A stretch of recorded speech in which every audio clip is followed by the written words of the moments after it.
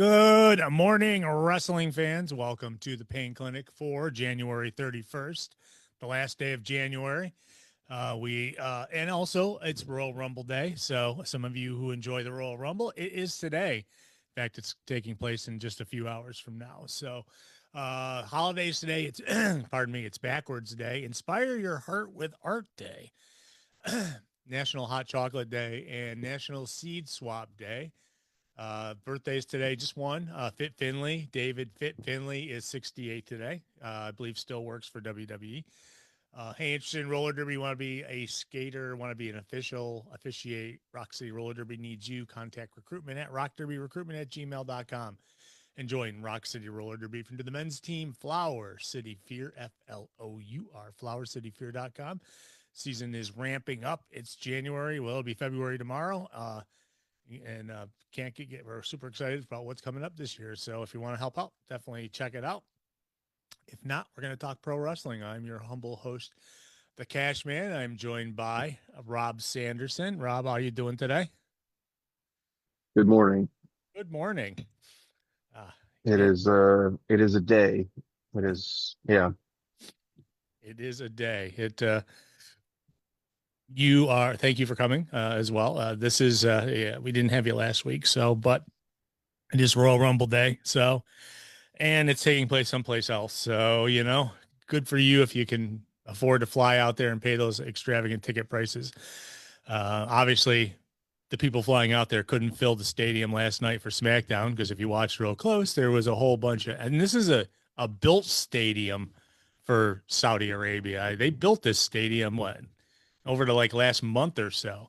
Yeah, there's a whole lot of controversy with that coming out with people looking into the logistics of how you build a stadium that fast and uh, the potential of involving forced labor and tactics I don't know. It takes other people years to build a stadium, and I don't know. Hopefully this thing's like sturdy enough. I didn't realize that they used it last night. So I'm assuming it's fine, but um, normally can't build something that fast. So um, when you're Saudi Arabia, though, you can do whatever you want.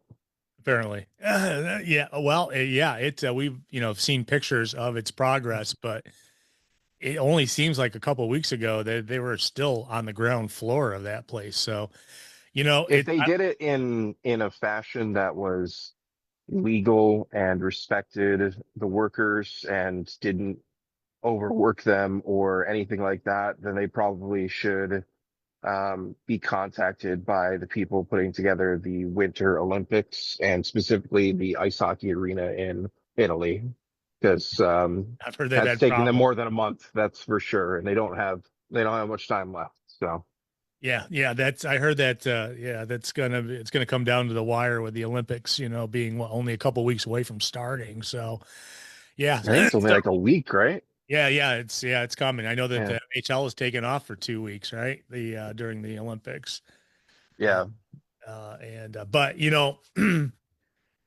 whether it's I mean, we'll see. I don't even know what the capacity of that stadium is. I mean, I looked at it last night. I can't imagine you need too many. I mean, I don't know. We'll see. I mean, I'm guessing that that'll also double for WrestleMania next year as well. So, yeah, that's going on today. We've got a lot of stuff going on today that, of course, that starts early today. So if one, you subscribe to the ESPN app, and two, you want to watch it. I'm guessing we're not betting on it this year because I have a feeling that the lack of interest. But the I don't, I was thinking about that last night. I don't plan on watching it, but I mean, it's not like the Saudi government would benefit from me putting money in for finding out who wins it. I just wouldn't be watching it live, so obviously it's not as fun, but yeah, that is like my favorite gambling event of the year. So I don't know. me too. In fact, I'm not. I have a, birthday party at 1 o'clock this afternoon for Anderson, who's a year old. And I will not be watching it live. I will be watching it, but I'm going to probably have to shut my phone into airplane mode from when it starts, just so that nothing is spoiled. But we will give our predictions at one point because that's what we do, what we think is going to happen. But there's a couple other things besides that we want to talk about. And I guess what I want to talk about is not only is it the Royal Rumble, but it could be AJ Styles' last day in WWE. Definitely get into that a little bit. We talk about Tommaso Ciampa joining AEW a week after we announced he left WWE, and some other things. Steve Austin, his name has been bantered around about coming back to WrestleMania. They are in Vegas, obviously, this year. Not that, but there is still another pay-per-view actually after this before the one before WrestleMania. So, but which always dumbfounds me. I mean, it makes WrestleMania later and later every year, and this year it's what, April 20th, I think. It's not till like almost the end of the month, which is because I mean I remember when it used to be like the last weekend in March and then the first weekend in April, and it always was there, and man, it's just gotten pushed back a little bit farther the last couple of years. But first off, Rob, how you doing? How's everything going? How was ESW a couple of weeks ago? It's exciting that they had that show in the Fireman's Hall. Was it up in Niagara Falls? Was it? Do you have me here? Yeah, I hear you. Okay. Yeah, my audio has been cutting out, so I missed a lot of what you just said. Oh, it's okay. I was just But asking how yeah, ESW went a couple weeks ago. You were there Friday. Was it last weekend? Yeah. Uh, yeah, that was last weekend. It feels longer than that. It was good. It was a lot of fun. Obviously we did the whole Clerks theme for the Wrestlers show, which is now available on demand on IWTV. So the show. There was some Clerks music. The show opened up in black and white. We had the big sign in the back of the, like across from hard cam, the I assure you we're open, like what's on the gates there at the Quick Stop and Clerks, and had a lot of fun with that. I was pleasantly surprised at how many people actually really do know that movie and played along with it and everything. So it was a lot of fun. Show was really solid. There was obviously the debut of Joey Janela was a lot of fun. It was supposed to be him and Cheech in a singles match, which I was really looking forward to. Um, there had been a post that went out about a big surprise return that night. So those two get in the ring, and then Vaughn Vertigo, who's a top talent out of Canada, came out. Was like, I'm the big surprise. It's like, you were on the last show. This is not a surprise. This is not a surprise return. And then the Blades music hit, and he made his big surprise return to ESW, which was just it was just awesome. It's one of those moments where you can't really totally pick it up on with a camera and stuff. Being there in person, just kind of feeling that moment um was a lot of fun. And I mean, to be honest, I that was something that only I think three of us knew the day before, and like five of us knew when the show started. Total, it was kept very close to the vest, which is it sucks sometimes when you have to do that, but it really does make it a little more fun for everybody. And so I had not clued in Scotty Bender at the commentary table on that. It was cool to see his reaction and stuff. And um, obviously the fans had no idea at all.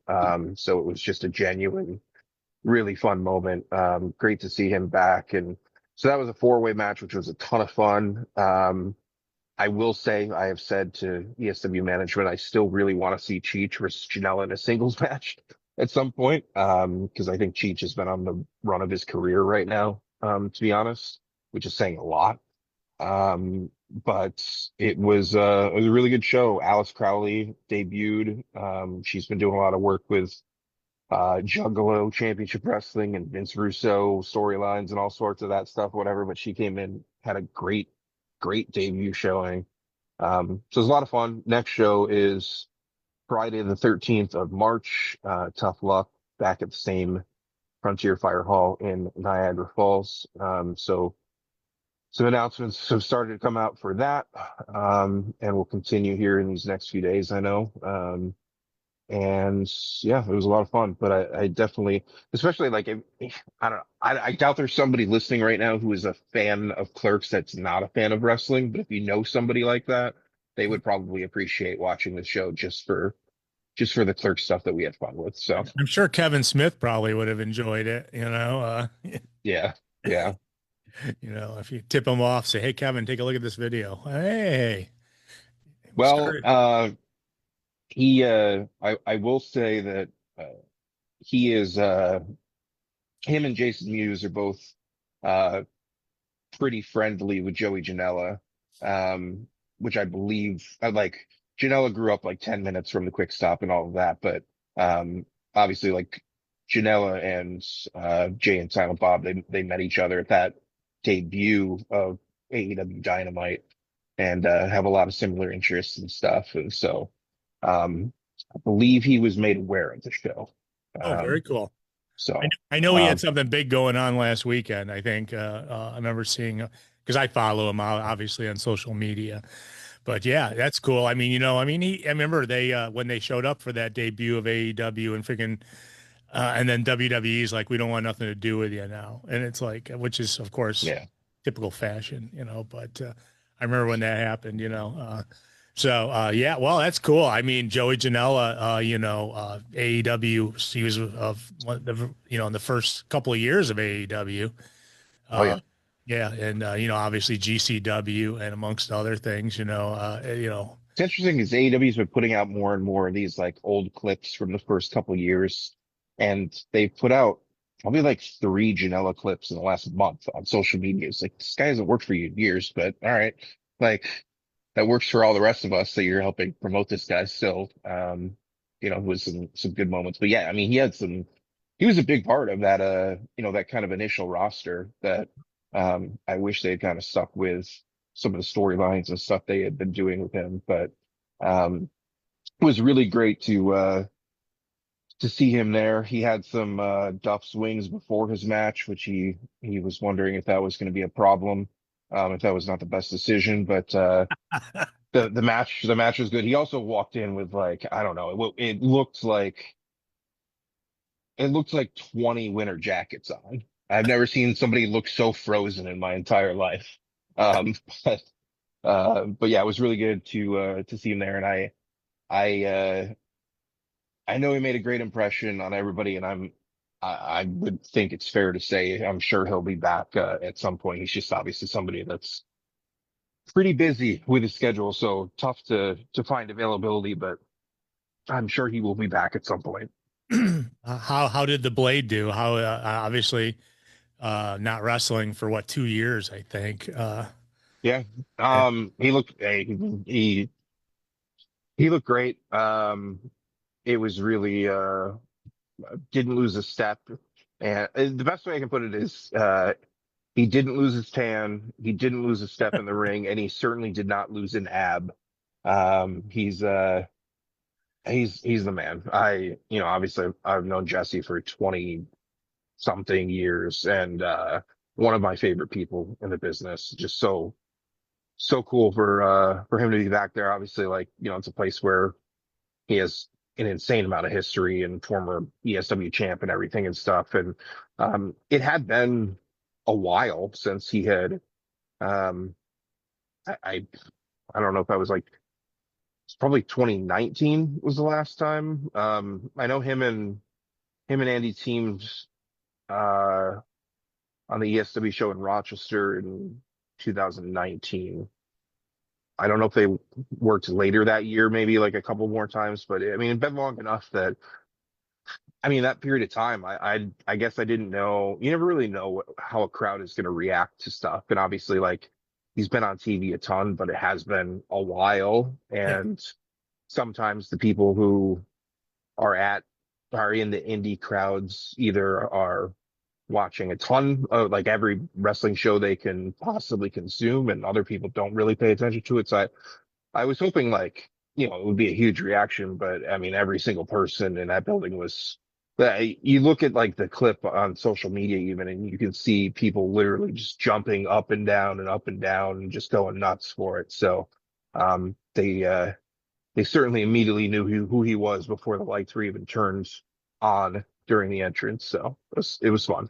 So now we just have to wait until we see the Butcher and the Blade back on AEW, right? Yeah, I think that's definitely something that we will see soon. So Good. I very much look forward to that. Well, tonight's a live show. It could even be tonight. There's been a lot of people this week who have been like, man, it would be quite a good look together if you teamed up Butcher and Blade with Tommaso Ciampa. So I don't hate that idea. I have no knowledge of them even considering that, but it'd be kind of cool. So Yeah, no, that yeah, would be, I mean, just to get them back on TV, remind people, yeah, hey, they're here. And yeah, of course, he being part of ESW as well for a very long time. I'm guessing people don't forget that easily about him. I remember meeting him. yeah, Gosh, I don't know. I remember meeting him at before a WWE show in Buffalo when he was there as extra talent. And that was, man, that must have been at least 15 or 20 years ago, I think. We were all eating down the street before the show, and he was there, and it was like I'd seen him a bunch of times wrestle before that anyways. So it was like good for him. I'm glad he's back, and that's good. I saw there was a surprise before last week's show that it popped up on websites saying that he was back and had pictures from the show and everything. So people are definitely covering it in the wrestling media. So, which is very yeah. cool. It was awesome. Um, it's that's as serious of an injury situation to go through as possible.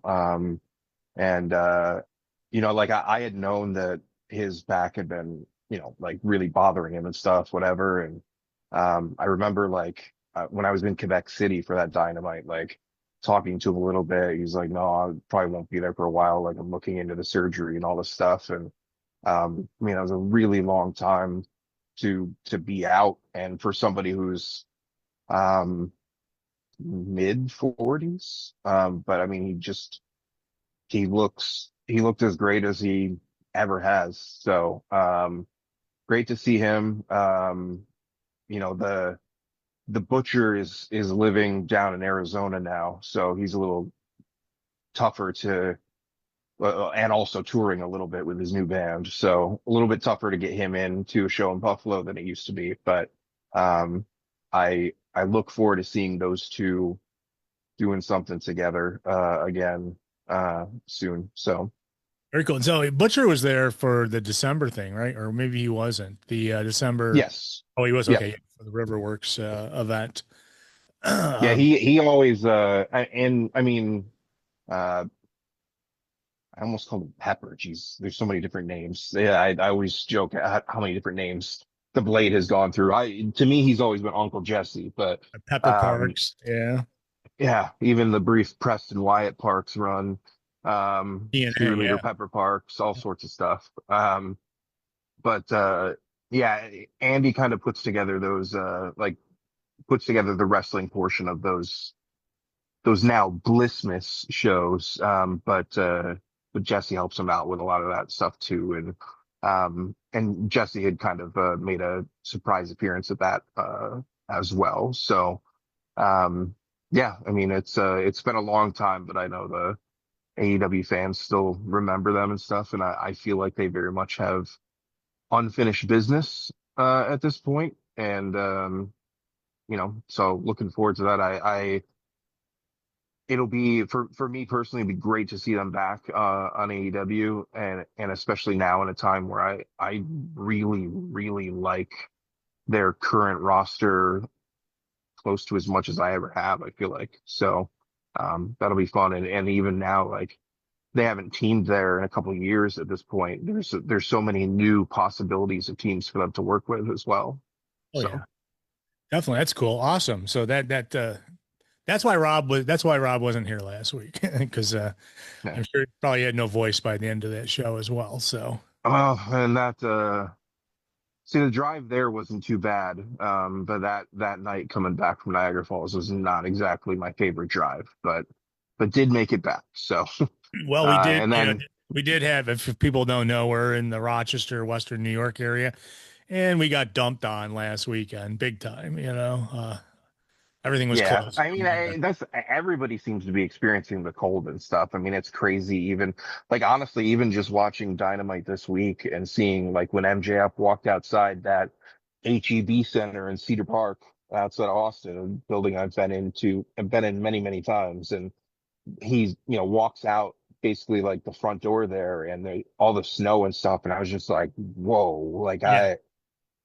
I've never seen snow in Central Texas. Like, it was just like it was mind-boggling to look at. So, and of course, people in Corpus Christi have been like, "Oh, like we might not hit 60 to the." Shut up.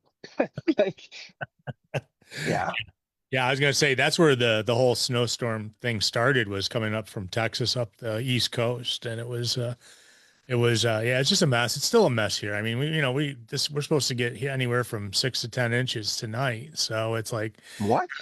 I that's maybe it Wow, can't, that's I heard somebody say earlier in the week like something about this weekend. I never really looked into it, and now you're breaking that news to me. I do not love that. yeah, no. Don't like that. Oh no! In fact, I was prepping for more snow and broke my snowblower, so it's like it only seems appropriate that I'll be out with a shovel sometime tomorrow.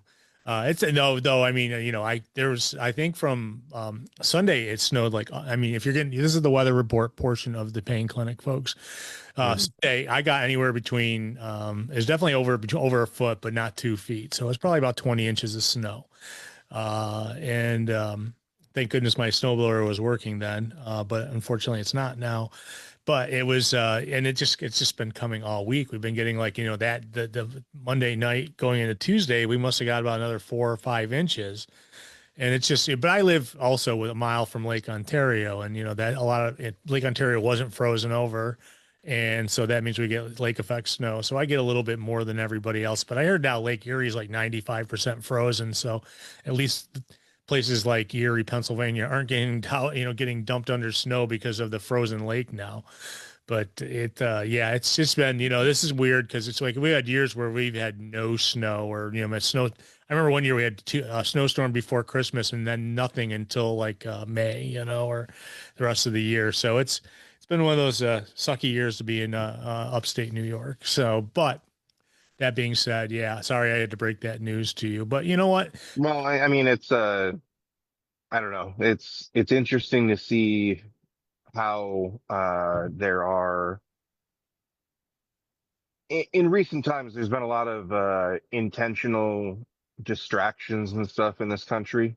I will say, but it's there's a lot going on in our country right now that it almost sometimes makes you forget about the crazy weather and stuff like that. So I don't know. I guess it's something that I feel like normally would be more of a focus, but there's other things going on, and I feel like this has been an example of a lot of people are kind of just dealing with the weather. I mean, I know it's much different for the people in down south and stuff, and living down there when I did, like it is it's crazy to get into the mindset, like hearing people be like, "Oh my God, we're gonna get like a quarter inch of snow. We might get a half inch of snow." And I'm just like, okay, great.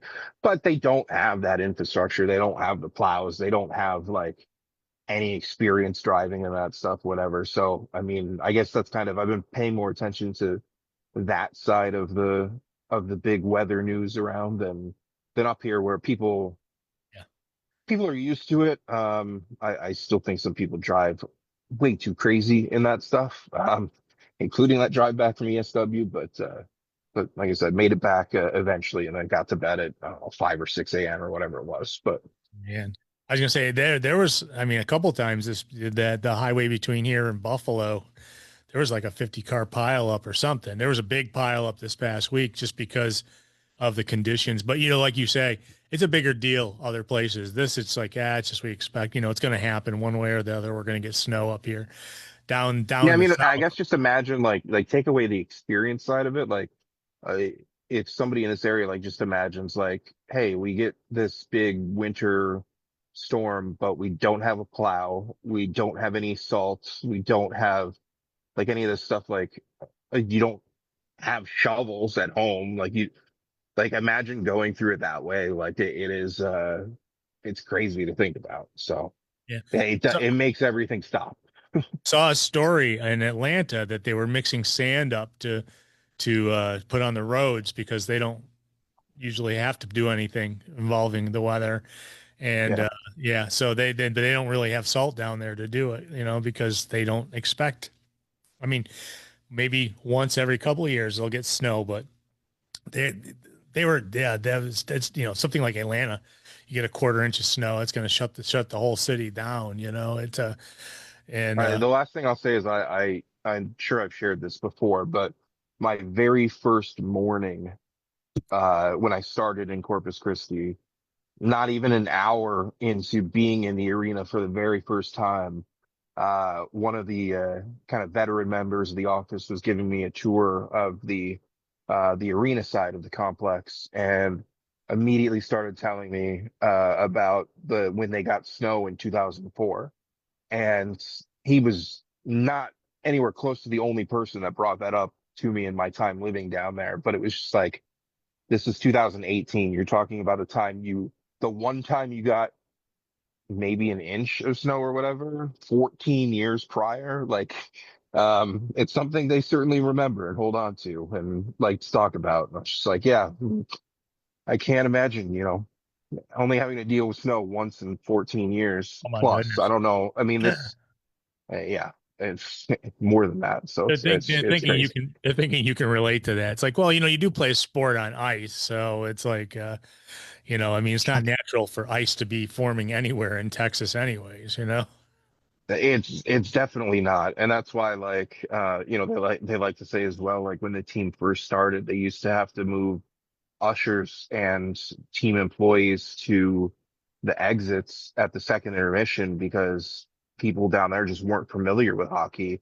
This was before even like Dallas had a team and stuff, and so they had to have people at the doors being like, "There's still one more period. Like this isn't like a first half, second half. Like the game's not over." And I'm just like, "You're joking, right?" He's like, "No, that I'm completely serious." Like, so, when they talk about growing the game down south and everything, like that is a very real conversation, and they've made great progress with that. And unfortunately, South Florida has made a lot of progress with that with the Stanley Cup in recent years as well. A little too much progress. So I'm gonna say, there's not many sports that have three periods. So, I yeah, definitely, I mean, I don't think there's any. I can't think of any, so besides hockey. So, yeah, except for football's four quarters. But, we won't talk about football because that thing's coming up and next. that season ended a couple weeks ago. So Definitely. So cool. Well, it's like, yeah. And then a friend of mine actually was telling me that Disney World this weekend is experiencing 30-degree temperatures. And this is Orlando. It's like, wow. It's just amazing that, this weather has been haywire, but you know what? It'll be gone soon enough. And, I mean, last well, yeah, at least most of it's not even Splash Mountain anymore. That's whatever it is now. Like at least that's like indoors and stuff. But stepping outside after going on a log ride or something at 30 degrees, no thanks. I visited, Um, I think in 2005, I went to Disney World with my family, and it was in the 40s. It was like, I think it was like it was like for the whole week we were there, it was like, and believe it or not, it was a good thing because nobody came out except for us people from up north. So we got to get, we didn't have to wait in lines for everything. And it was actually quite, a nice experience. 46 is not bad. I mean, I actually brought, sweaters with me down when I went down and not expecting to use them, but so it does happen down there once in a while. But I was noticing last night on SmackDown from the where they're going to have the Royal Rumble tonight that they all were wearing jackets too. Obviously, it was night. It was taped, obviously, as well, because there are many hours difference. Well, I that's what think I'm wondering about because so the Rumble's at 2 Eastern today, and wouldn't that be nine. that that's Yeah, I think that's 10 o'clock is it local 10? time. That's a crazy start time for a show. I mean, obviously, uh, the world really does revolve around Eastern Standard Time, um, for better or worse. I mean, for the benefit of those of us that do live in it, I guess. But I can't imagine being like, oh yeah, we're going to this show. Like it starts at 10 o'clock. Like what? Yeah, yeah, But and it's super cold at night there, so it's like so you're gonna see people wearing jackets because they last night they all had jackets, so it was well, I which mean, I guess if the women have to cover up anyway, at least they might prefer it being a little chilly, having to wear that much as opposed to having to wear all that extra gear in like 90-degree weather in a you, daytime, summertime show or something. do you think a guy dressed like Jesus like this past week on Dynamite would be able to get away dressing like Jesus there? Um, no, and that's interesting because I totally I missed that on Dynamite, but Jesus was a staple of all of the AEW shows around Texas, when I was living down there as well. Actually, saw him. Was it Court? No, what? Yeah, it was in that building in Austin that he and it was Jesus and Scooby Doo that got a dark match tag team victory after the show, um, against a couple of heels. I can't recall who it was off the top of my head, but yeah, good to see that Jesus is still going to those shows. I saw So. him. He was like giving the he was doing something with Moxley before his match. So he was like, I don't know if he was blessing him or what, but it looked like he was blessing him. But yeah, so No, I I mean, I remember literally like "Let's go Jesus" chants and stuff happening. I'm sure that that match made its way to somebody's YouTube or Twitter or something. I But remember seeing it. I remember did I've seen uh in another I've seen a YouTube meme match with him where he's like using the force to move people around and stuff or whatever powers he has. And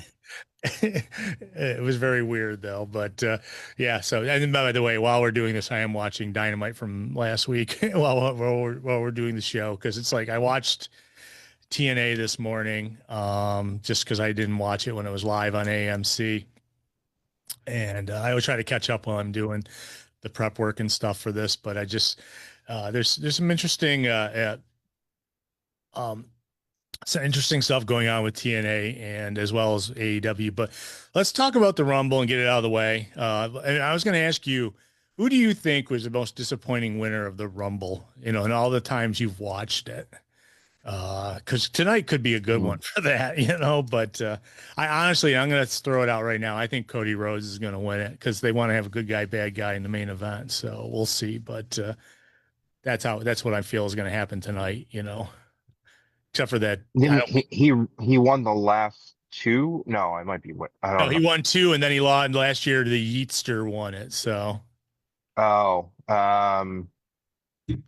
yeah, I don't know. I mean, I feel like my memory kind of blocks out the ones that weren't great, and and along those lines, my memory blocked out a lot of like WWE in general, of like the 2010s, and stuff with a lot of I didn't like Sheamus won it one year, Del Rio, El Rio, he won the biggest, the largest Royal Rumble in history because they added 10 guys and made it 40 people. Yeah.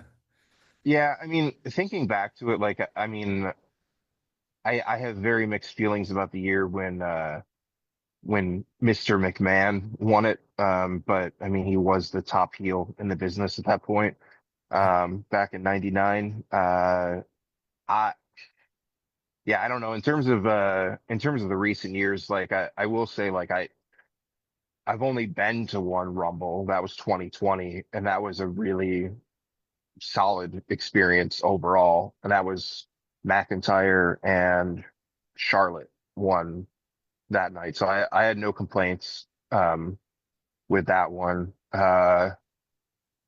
Did did Edge win it the next Yeah. year? Yeah, that's the one I was going to think. And his Edge was a big one because he ended up not winning the title after winning it. That Yeah. was his big comeback. Yeah, that might be my pick. I don't know. I'm Well, going to say actually, you that know what? there's, Like, how about it's tough Roman because I Reigns? can't. Roman Reigns, Yeah, the year he got booed after winning it.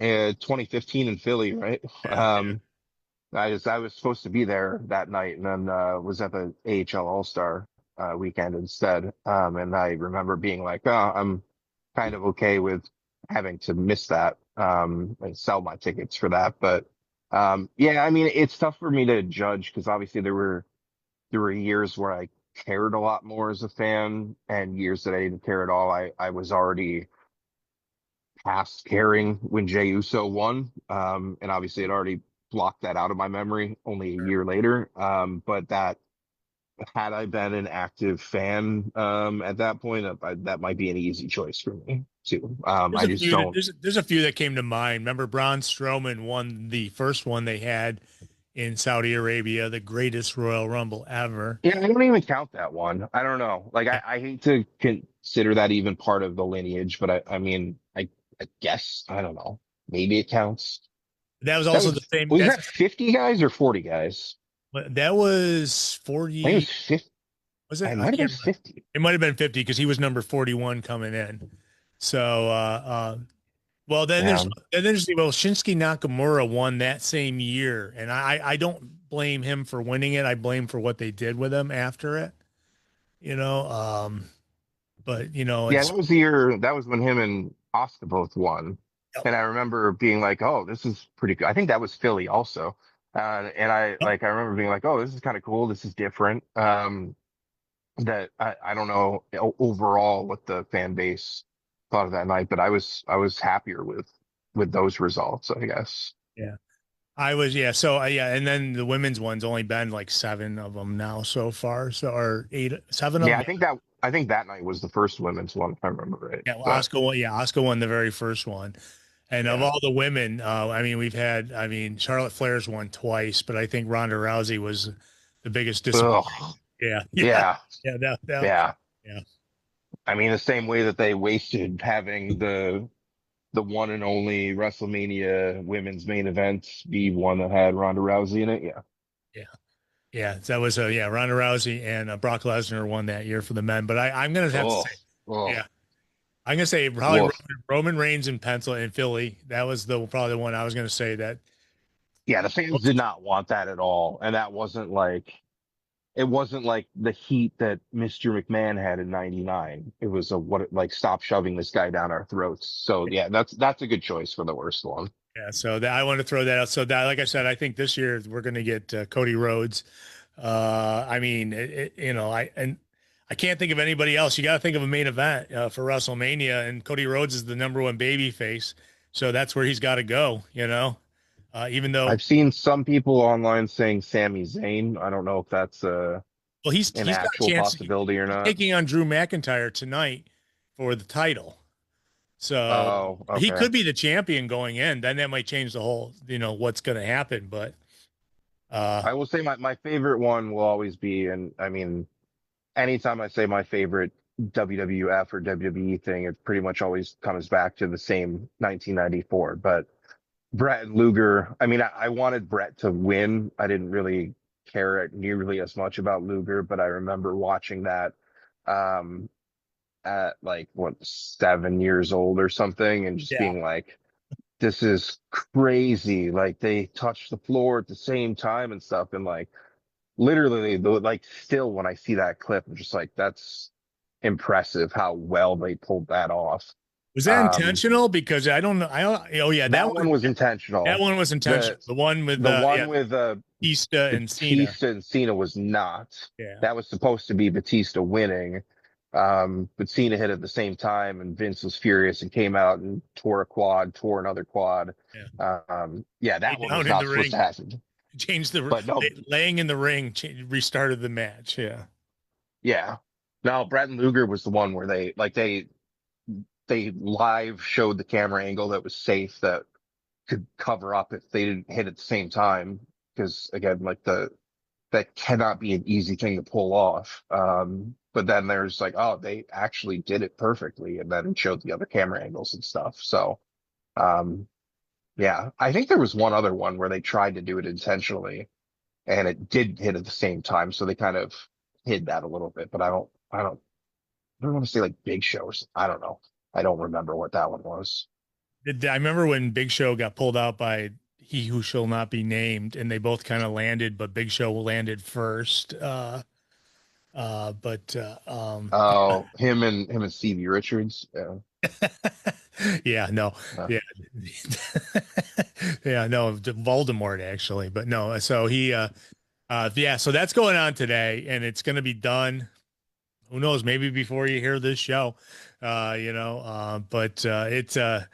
they quote unquote claim they've got a lot of surprises, and maybe they do. Maybe they're hiding people. I mean, I think that we're going to get Jericho, but I don't care. I mean, I haven't cared about Jericho. no, he's still on the AEW roster page though, right? I'm gonna double check that now, but that I it would be hard for me to believe that he's still on that roster page if he's not still under AEW contract.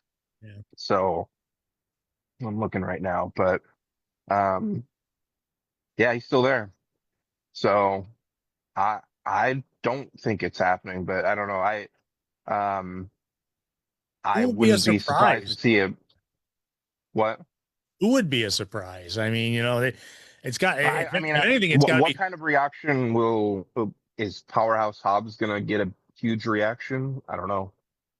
Um, Seems like the fans in Saudi are good internet fans, so yeah, so I think they would pop for Powerhouse Hobbs or whatever they're going to call him. He's got a weird new name.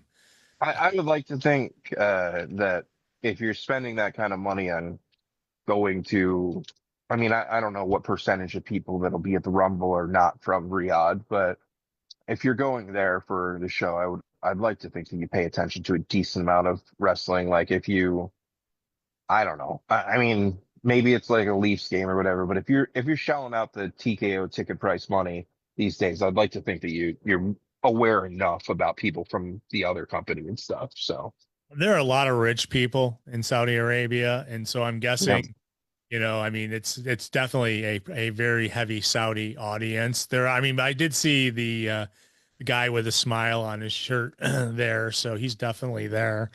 But I just can't imagine it being a destination place. And I thought about it last night when they were just hyping the show. Basically, SmackDown was a 3 hour hype fest for the Royal Rumble, and even Paul Heyman came out and talked for a while. Sami Zayn came out and spoke Arabic for a while. you know, uh, it's interesting. I'm just right now seeing when Tommaso Ciampa debuted on AEW Dynamite this week, and he comes out doing the Chris Jericho thing with his arms out to the side. Like it seems like him or Tommy Dreamer, all those guys tend to do that.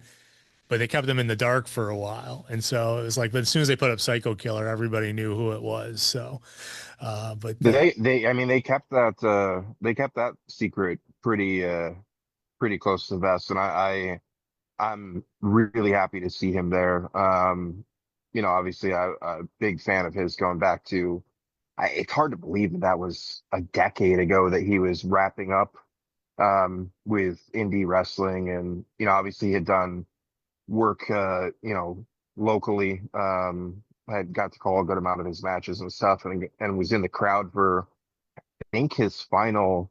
Him and Gargano each had like final matches in AAW when I was living in Chicago at the time. And it was just I don't know, like Tommaso's not the youngest guy out there or whatever, and he was in WWE for so long that I guess I kind of got to the point where I was thinking like we probably won't see him like outside of WWE. Like he'll probably be there till he retires or whatever. And getting to see him in AEW, I watched the interview he did with yeah, did you hear what Ricky he said? Chino. Did you hear what he said? He's like, I'm in the best shape of my career. This is a place that I want to go and show people what I can do, you know? And Yeah. he goes, I just don't feel like I could the last place I was at, they wouldn't let, they made him Mhm. tag, and so I'm excited for him. I mean, I always thought back when he was, first started in Ring of Honor, when he was doing the psycho character, I mean, he legitimately scared little kids. So, he was, I'm excited. I like him a lot. I'm excited for him. And so that's another thing it brings up is right before he left, there was word coming around that he had that he got trademarked his name and everything. And so I just heard this past week that AJ Styles did the same thing. He's trademarking Yep. phenomenal one, or phenomenal one, as well as the P1. He's like trademarking all that. So all I can think of is tonight is AJ's last match, that he's going to show up in AEW in a week, because there's been a lot of rumors about that for a long time. He's tight with those guys. He's tight with, and he's not done. You watch these matches he's put on in the last few months. You just can't stop, I mean, he's in like perfect shape. And so it's like, that's all I can think now is how long before he shows up in AEW, because he's the one who said he's not signing another contract, and his contract's up in February. So Yeah. I mean, I believe him when he says that this calendar year is the end for him in the ring. Like I don't know. He's just somebody that when some people say that stuff, it's like, yeah, right. And other people like I said, like I believe John Cena is legitimately done. I I don't know what to think in terms of Styles. I mean, like he's somebody that unfortunately, like I've missed a good amount of his WWE stuff. You know, but did get to see plenty of it, early on and stuff. And he's still one of my favorite wrestlers of all time. And I, I hear that stuff. Like I said, like I don't care to watch the show today, but the thought of potentially missing watching AJ Styles' final ever match, if that's the case, like that bothers me a little bit. I don't know. I would hope his actual last wrestling match is not in Saudi Arabia, but I would, if there's anybody I would love to see do, I mean, even just like a 3 month AEW run or something. If there's anybody like ever, it's him. Like just to, there's so much history there with him and the Bucks and Omega and everybody and Okada and stuff. Like I would love to see it. I don't know. I have a tough time believing like it's one of those things like I'll believe it when I see it.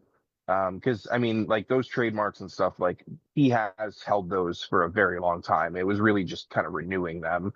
yeah, Those were not ever like signed over completely to WWE.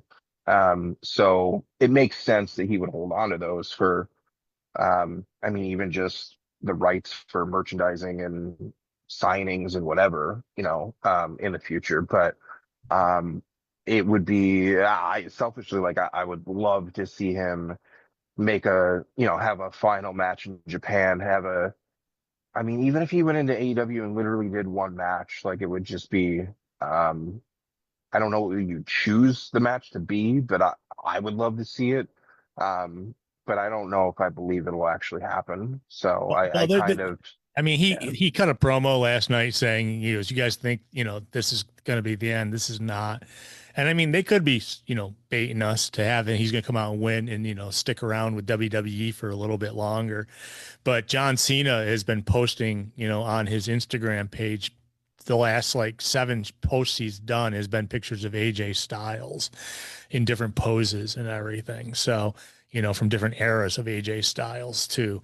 So I think that, there might be some legitimacy that this is his last WWE match, but I definitely do not. I mean, like I said, he's in prime shape. He's still, if he's going to end at the end of the year, that's great. But, he could come in and do a year with AEW.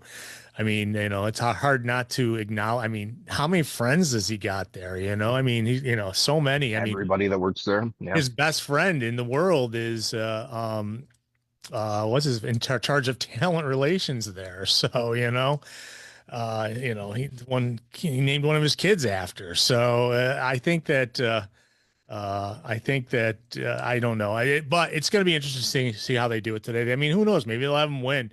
He seems pretty confident in the promo, but I think that, like I said, with other people's postings and stuff, that he could be done. And if he is, because his contract does run out in February, so they obviously this may be the last match in WWE. Now they've changed Gunther's nickname to the career killer because he beat Goldberg in his last match. He beat Cena.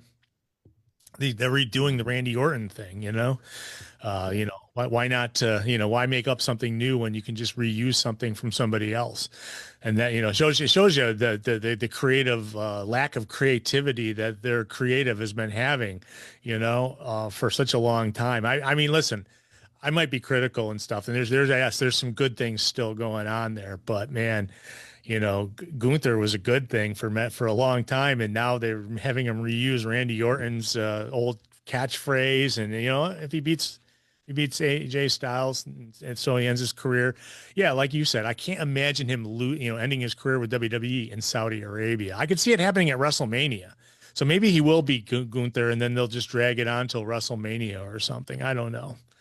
But it's something. It seems pretty foolish to have him in a match with Gunther if Gunther's not going to win. If you're doing all that stuff with Gunther, like, you shouldn't already kill that gimmick necessarily. But I don't know. I definitely don't like the idea of Gunther just ending Styles' career and that's that.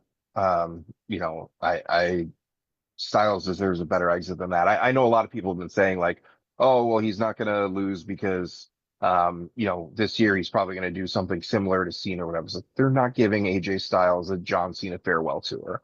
As much as I would love to see him get that kind of recognition and stuff, that's not happening.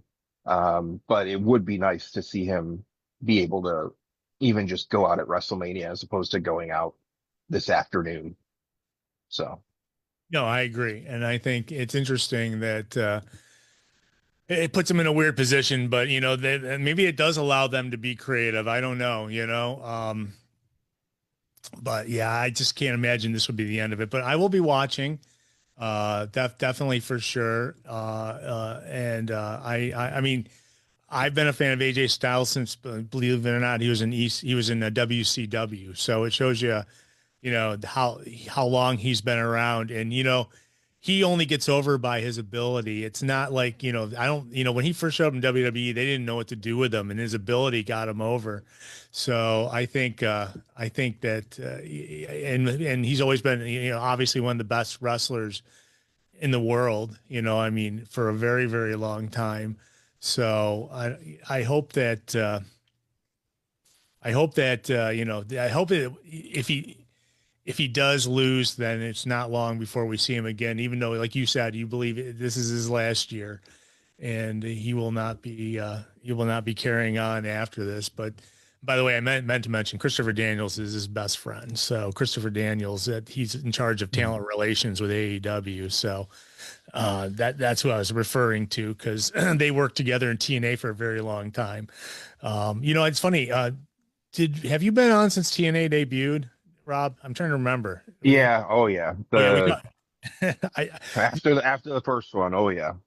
Yeah. So I was thinking about the first disaster, and then last week, okay, they got a little more straightened out, and this week they're kind of like in a groove now. So, but they're still pulling the same numbers really that they were doing on Access TV.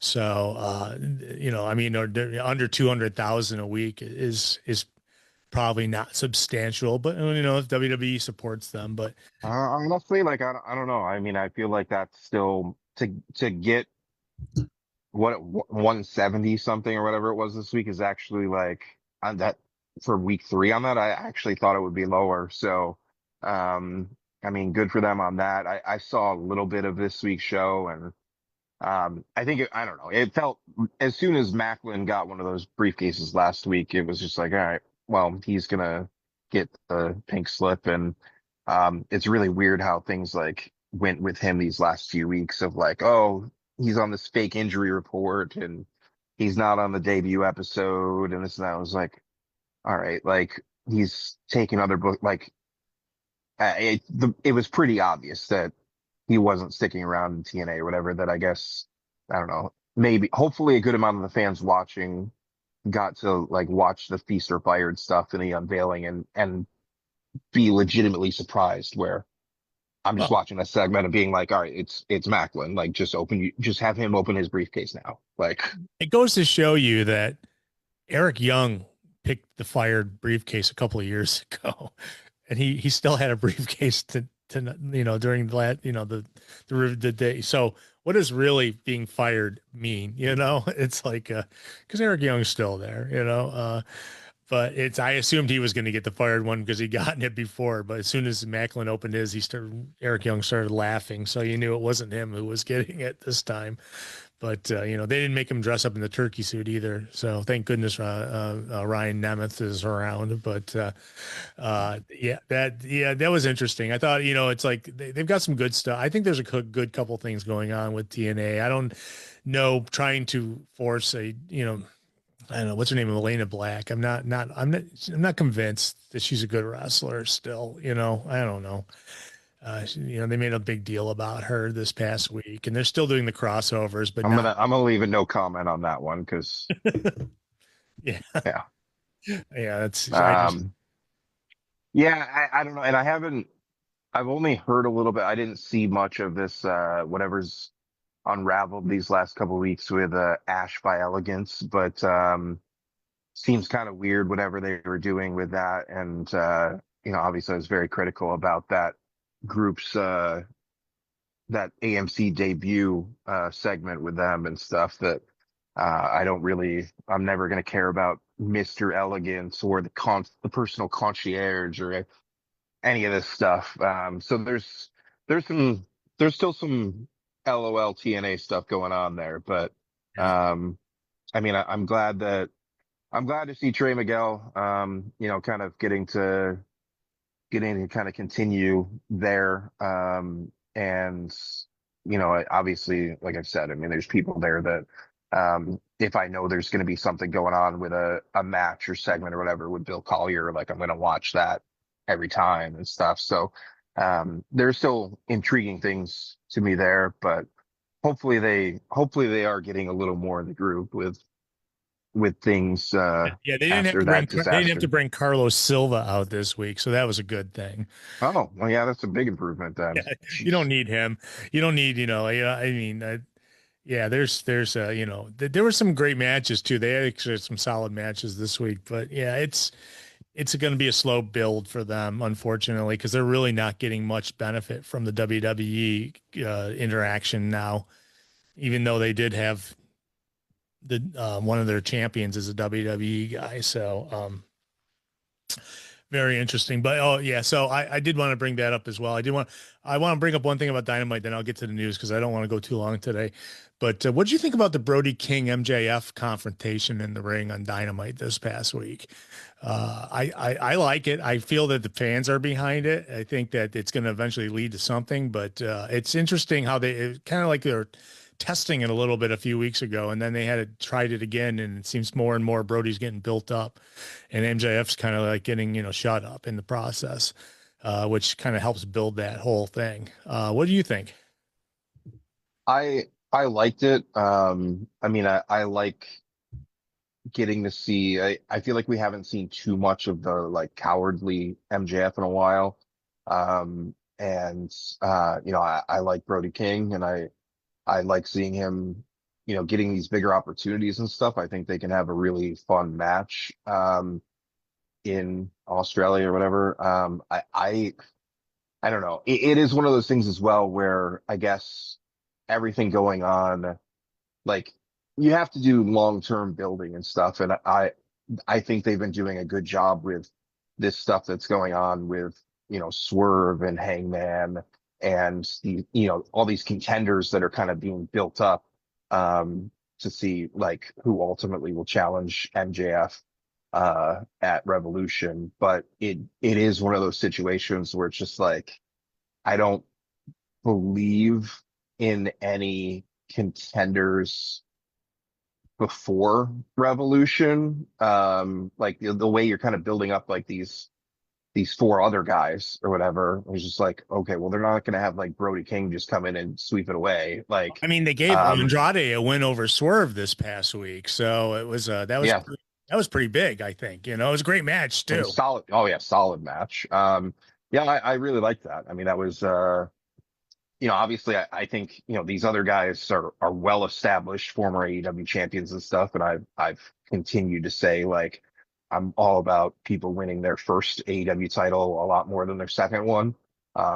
Whether that was Hangman or whether that will be Swerve or, Omega even. I mean, I would love Omega. I'd love to see hold it again. That's still his AEW title reign is still my favorite of the AEW title reigns, but, um, I think Andrade, I don't know. Like I am a little mixed on Andrade, but he's a hell of a talent in the ring and proved it for sure on Wednesday. I think the women's world title match should have been the main event of that show, as opposed to just being on at like 9:10 or whatever it was.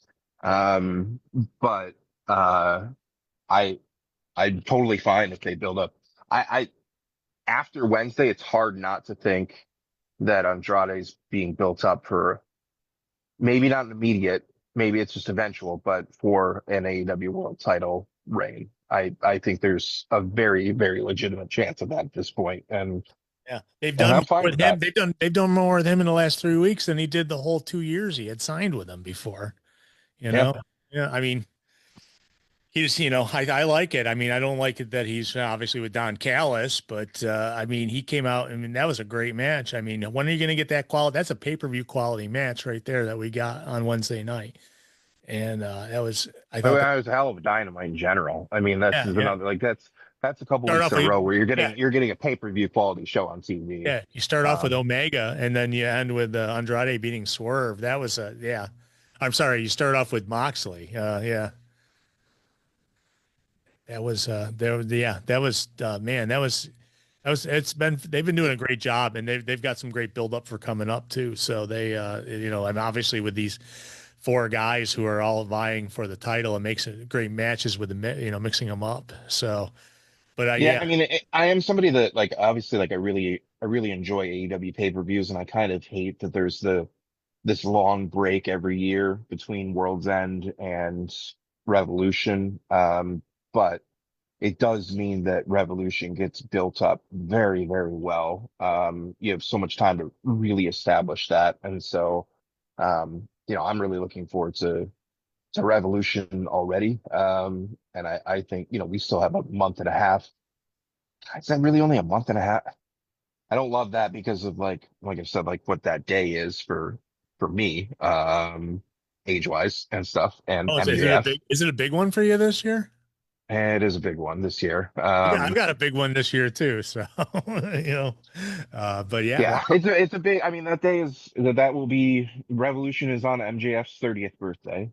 Um, and that's whether or not he was born on my 10th birthday. We don't need to talk about that, but um, yeah, it really it makes it feel so much more important when it's not like, oh, there was a pay-per-view a week ago and here's another one. Or there's a pay-per-view 3 or 4 weeks ago and here's another one. Like they really get a chance to build this up. And obviously like they're trying to build up like the Australia show, whatever, but um hopefully they find some cool stuff to do with that. But I like that we're in a situation right now where you're really like people are really having to do a lot to try to get that true number one contendership and wrestling each other and having these meaningful matches and building up new people and stuff. I don't know how long this MJF title reign will last. I could see it still going for a while, but I certainly don't expect it to go as long as the first one did. Yeah, maybe I don't know if I thought before Wednesday that Andrade could be the guy that takes it from him, but maybe that will be the case. So. yeah, it's interesting seeing heels versus heels too. Well, Uh, that's the thing too. I mean, I don't know. It's you've got all these people with Don Callis, and as much as people hate on Don Callis, I think a lot of that is storyline based, and that's a credit to Don Callis. You know, it's it's true heat that he's getting on a lot of this stuff. But Andrade's starting to like, if Andrade gets to keep doing, keep showing what he can do in the ring, and people have obviously seen a good amount of that already, especially like his NXT stuff. So if you build him up more and you've got, I don't know, people enjoying the funny spots of him, you know, putting his number in girls, in plant girls' phones and stuff, whatever, like, I don't know how true heel he will still be. If he's working MJF and he's doing these things that are making him popular, and whether or not that would mean he would still be with Don Callis, or not. But I think, to me, he's definitely a guy that fits that mold of being you know, wasn't necessarily going to be on top of the WWE main roster, but I could see him getting getting an AEW world title reign for sure. You know, I was thinking during that match, these guys were both down in NXT at the same time, so they obviously have wrestled each other before. You know, and I begin to think of like the past histories of guys, you know, and but you know, because you know, I mean, Swerve obviously, I mean, you know, Andrade was the champ down there, so I I'm trying remember. to think what the years were on that because Swerve was still on the Indies, and I don't know. I don't know if that meant I'd have to look that up, but possibly. Yeah, yeah, I was just wondering because they seem to work really well together in the ring, you know, especially when I think Andrade did the fake out in the corner during the match, which you know, I think that, you know, obviously discussed these before, but it was a great match, and they definitely traded physicality back and forth. So it was, I'm excited. You know, we're getting some good quality, and they had great numbers this week from the ratings too. So I mean, maybe it's a, They bumped up like 40 or 50% or something. Like that was a significant jump. yeah, I think, Uh, well, they announced three title matches too, so maybe that had something to do with it. They had, you know what, mm, it was a great time to have a good show, and they had a good show. So kudos to yeah. them, you know. That, you know, I'm excited to see where they go with everything going Well, I on. think there's also like legitimately like a lot of, I feel like a lot of people are more looking forward to Collision tonight than an average week, Well, as you got the well. main event at Champa, yeah, you know, I mean, Yeah.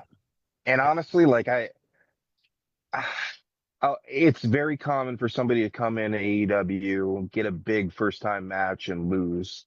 Um, I I'd like to see Ciampa just take the title tonight. I think we're kind of due for some more moments like that overall in wrestling as of late. That I'd like to see somebody, you know, come in and make a big statement initially and not have to, you know, suffer that first loss and build their way up yeah, and whatever, like have somebody come in and take control. So, yeah, yeah. I um, mean, he kissed freaking Briscoe. I'm assuming he, you know, you know, it's one thing that they, unfortunately, you see when people join companies, they end up losing their way until a push. I don't, you're right. yeah. I don't want to see that. I think we're, yeah, well, and plus it's the TNT title, right? So it's like, it's not a major title, and it's like, and something that Briscoe doesn't really need because he's way over, whether, doesn't matter what he has, he's way over, you And he know? hasn't had the longest reign, but he's had it for a little bit now. And I think more than anything, like, again, I don't know if Tony Khan thinks about this at all when he's booking, but I sure appreciate like if you're going to have a big title change on Collision, do it a week that Collision is live. So I feel like everything kind of, I don't know, everything kind of comes together for that to be a good idea for tonight. I mean, So, it's going to be, it's going to be a great wrestling day for everybody. If you got the Royal Rumble starting at what, 2 o'clock in the afternoon, yeah. you know, you'll be all done and you get time for dinner, and then you go back and watch Dynamite till 10 o'clock or whenever they end. Cause they're really good at not ending at the end of the show, which my friend Bob Matthews used to always say, well, you know, you can tell wrestling's rigged because they always match will always end a minute before the show ends or whatever. And it's like, man, you're not getting that with Tony Khan's AEW, man. Nothing ends at the right time. He's always going over. Every show is going over. So, Yeah. including Collision, so it's like it teaches people to set their DVRs differently. But yeah, that I think that tonight's going to be a great night for wrestling. So the whole day, it's and if you're stuck inside, because I don't even like, there's also a women's tag title match tonight as well. yes, there is. Um, Yeah, which I could see like, I'd like to see some kind of gold go to the Triangle of Madness at some point soon. I don't know if it would be the best idea to take. I don't think you can take the tag titles off of the Babes of Wrath yet. They haven't really had enough defenses or anything. And I just feel like you really should have Harley Cameron still holding that belt when they go to Australia. So, um, but who knows, with that as well. But I mean, you just mentioned like a bunch of like title matches and stuff, the importance of Dynamite. And again, tonight, like multiple title matches on a live show tonight. Like it does feel like a pretty important collision. definitely. And while we're talking about it, you're not only getting that match, you're getting Darby Allin versus Clark Connors, Zachary Wentz, Desmond Xavier versus Leo Rush, and Action Andretti. And yeah, you weren't here last week when we had we had what's his face leave AEW after what, 1 week and go back to TNA. Mm. What the heck's his name? Trey Miguel. Trey Miguel. Yeah, Trey Miguel. So and that was weird because he showed up on Dynamite that week. He wasn't on screen, no, Oh, because he they only wasn't? showed the Okay. three. No, it's just the three of them. That is when It, Lexi did like that interview, or whatever. Like they were in the only the smoking three of room. them were there, and everybody online is like, "Wait a minute, where's Trey?"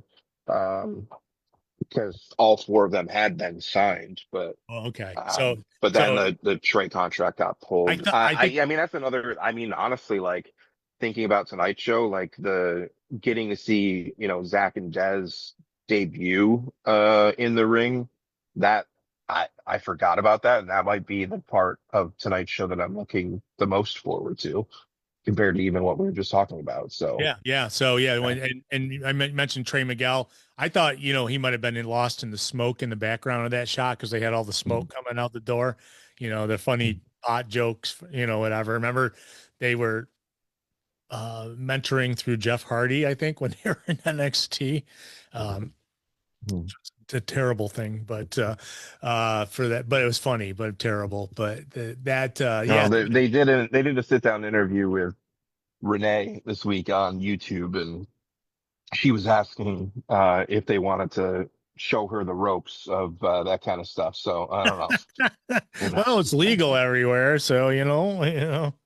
So and it's now like officially out of the WWE drug testing policy, right? So All those guys who got fined before that happily paid the fine every time, you know. well, once you got to the point of acknowledging it, not just with RVD, but like the Matt Riddle stuff or whatever, is like, okay, like, are you really going to punish these people, but also promote it on TV at the same time? Like, You pick a saw lane. you saw the Cody Rhodes interview, right? Or the picture at least with Finn Balor, where Finn was talking about smoking marijuana before working out because I guess it opens up your blood vessels or whatever, and it allowed him to get a better workout. And the joke with that, I think it was AI inspired. The picture was both of them holding a little bud of weed in their hand in the picture, but that was something that WWE promoted on Monday Night Raw. So, I Oh mean, wow.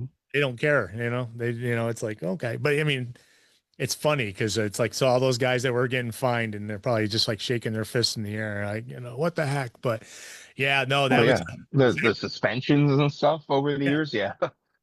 It's a different world now, for in some ways better, in some ways worse, but that's something that I think a lot of people in wrestling are happy about. So Oh, definitely. So yeah, so I'm gonna jump into. I was just making sure I covered everything we wanted to plug. I did mention Steve Austin. There's big rumors that he's coming back for WrestleMania. Jim Ross has done a whole spiel on his website of why he shouldn't. And hopefully Jim Ross gets better. He fell and had a fall, and he can't be on the road with AEW after actually being on the road with AEW for like 1 week, and then unfortunately had a fall and got hurt. So hopefully he's back soon. But JR is a great pick. You know, if you pick like a match for him to come in and do, he does a good job. You don't need him for the whole show, you know. And it's like he deserves that for being, being the honored best, quote unquote, best announcer of ever. You It's know, tricky with him because I obviously commentating is not the same thing as physically professionally wrestling. Um, and commentating is something that like theoretically you could keep doing longer into your life and things. But I also Jim Ross is somebody that really I don't know if he wants it because I think he just wants to still call wrestling when he can. But I would really like if we at some point get to experience like this is Jim Ross's final show or final match call or something like that. And I don't know if we'll get that because I think he'll always like want to call more than wherever we're at that point in the timeline. But um I don't know. I kind of it's it's also weird because like listening to him these days is obviously not the same as listening to him 10, 20, 30, 40 years ago. But um I still would like to see like it's been nice to see people in wrestling getting more of a farewell as of late. And he's somebody that deserves that somehow, one way or another. But I guess I'm a little concerned that he'll just try to keep announcing as long as he can. And then that'll be that. So I don't know. I think at one time they were trying to use him not as an announcer. But remember, they were trying to do some sit down interviews with him, like he had done with Hmm. WWE.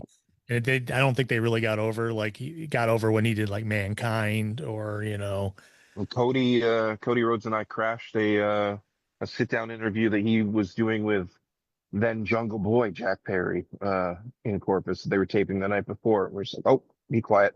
But yeah, they were doing a lot of that stuff initially, and I think it's there are definitely different ways to use him and stuff. But I mean him and honestly, like you can tell too, like and even JR's talked about it, like Lawler certainly doesn't want to be done yet either. But I don't know. It would be even if it I don't know. It's tricky because like JR's an AEW guy now and stuff, and but it sure would be nice to see Jim Ross and Jerry Lawler do like have like one nice farewell thing, whatever. I mean, I don't know. Lawler was obviously like a wrestler for a gigantic portion of his career as well, which is what his legacy maybe should be more, I or at think least it's hard. equal. It's But hard for him to come back from like the strokes he's had, and I think yeah, the words don't come to him like they used to. So right. I think that's why they because they I remember him showing up at a WWE event, and he just waved to the crowd. They wouldn't let him talk or anything. So it was Yeah. So I think that, but yeah, I agree. I mean, I'd love to see them together. I mean, they still obviously I've seen a picture where they both were doing a signing together not too long ago. So Yeah, they do a good amount of those, and I know they've got like there's one coming up in England that they're doing like together, and JR was a little kind of hesitant about Lawler traveling for the health reasons and stuff when JR I respect that, but he's got to worry about himself as well too. With this stuff. So I don't know. It who know I just I would love to see more now that we're doing more of these retirement type things or whatever. Like it'd be cool to involve some of the non wrestlers as well in this. Um, or not current wrestlers, but people who are doing other things in the business that deserve that recognition. And whether that's commentators or referees or managers or even agents or what, like, how there's about so the many guys? people that put that stuff together. How So, about the guys who made like the music for the I mean, like the dude for WWE who did all the music intros for everybody, Jim and Johnston. yeah, Jim Johnson. I think Yeah. he definitely deserves some acknowledgement because He should have his own huge Hall of Fame ceremony at some point. I don't know if that'll ever happen, but yeah, it ended not well with them. So with him, I think yeah. unfortunately, but yeah, I think that there's a lot of people, and God forbid. There's been a lot of rumors lately, and I hate to say it, but when creatives having issues, they always go back to the old for sure's, and Vince McMahon's name's been brought up recently. Uh, Gosh darn, I don't want to see that happen. And I mean, I can't imagine with an active lawsuit that will happen, but but I think that the guy who runs uh, TKO said that it's not like he's been banned, it's just that, so I don't know. I don't want to start a rumor or anything. I've seen him already. There was definitely talks about Vince McMahon, especially because they've been hitting this creative lull, being brought back into the circle to, I mean, it's bad enough we got Stephanie McMahon doing Saturday night main event, doing all the announcing in the beginning of the show, which is, I know, it was because of weather issues. They had huge, they were in Montreal, they were trapped up there. They couldn't even get their announcers in, I guess, till they were in Toronto on Monday, and they had issues with that as well. Just because of this weather, it's been terrible. But yeah, they could. It was very interesting last week, everything. But yeah, his name has been brought up, and as long as you got a McMahon in there someplace, I just never, there's so many people that say, "Oh, I don't believe he's ever been gone. He still has something to do with them." It's like these are all the Oh yeah. guys in the business, so it's like I don't know. If Bruce Pritchard is sitting at a table in a WWE office or at a show or whatever, then Vince still has input. Yeah, So I agree. I agree. So yeah. cool. Well, I'm going to move on. I'm going to get to the news and we're going to get out of here. So I mentioned AJ Styles is taking on Gunther. If he loses tonight, he retires. He took care of some business behind the scenes this past couple of weeks with renewing the phenomenal AJ Styles trademark as well as his P1 logo.